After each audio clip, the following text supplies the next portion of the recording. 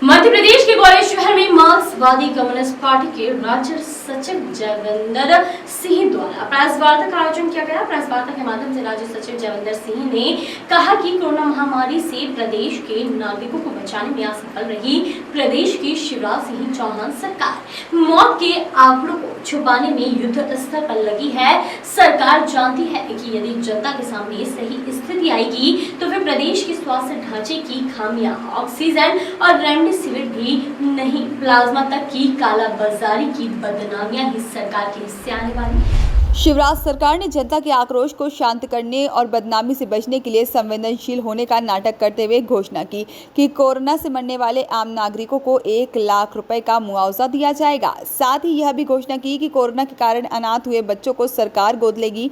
हालांकि 1 लाख रुपए की राशि अपने आप में एक मजाक है, मगर सरकार की नीयत यह राशि देने की भी नहीं है। मुख्यमंत्री की घोषणा के साथ ही यह भी कहा गया कि यह राशि उन्हें ही मिलेगी जिनकी मृत्यु अप्रैल या उसके बाद हुई है। मतलब यह कि जिसके परिजन मार्च या फिर उसके बीच में मरे हैं, उन्हें राशि नहीं दी जाएगी। इस प्रकार जो बच्चे भी मार्च 20 से मार्च 21 के दौरान अनाथ हुए हैं, उन मासूमों को भी सरकार गोद नहीं लेगी। जो प्रेस कॉन्फ्रेंस का आयोजन किया गया है, क्या मुद्दे हैं?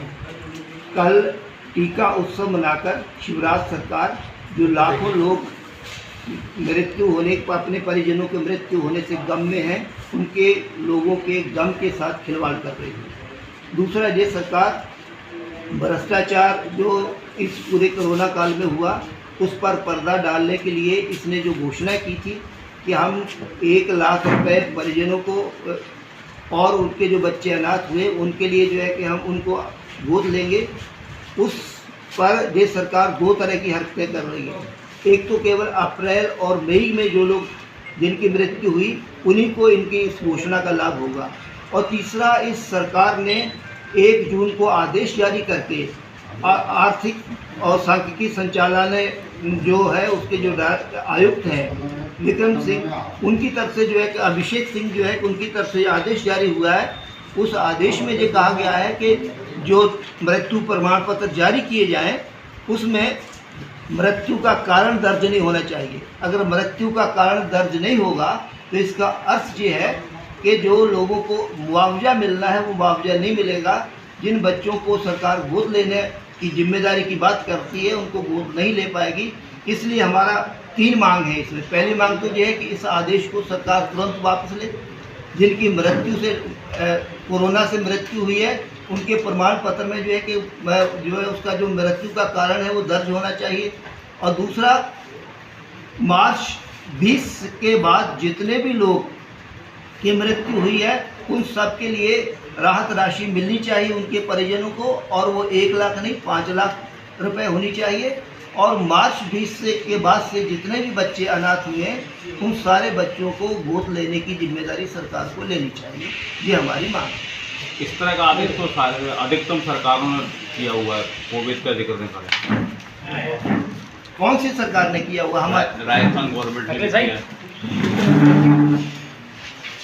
ये जितना भी जो आदेश जारी हुए हम सबकी निंदा करते हैं। हमारा मतलब जो है कि हमारी सरकार जो कहती है कि हम जो है कि जनता के हित की बात करते हैं, तो हम बताना चाहते हैं कि आप अगर राहत देना चाहते हैं तो आप ये ऐसा आदेश जारी करके आप आंकड़े नहीं छिपा रहे, आप लोगों के जख्मों पर नमक छिड़क रहे हैं।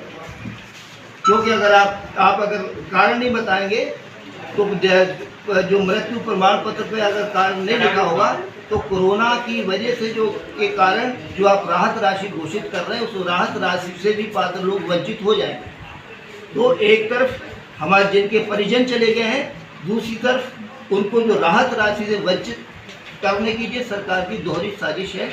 इस साजिश के खिलाफ जो है कि हमारा संघर्ष है और इसी को बेनकाब करने के लिए हम सरकार से मांग कर रहे हैं कि इस आदेश को वापस लेना चाहिए। वॉइस ऑफ राइट्स के लिए ग्वालियर से सागर शर्मा की रिपोर्ट।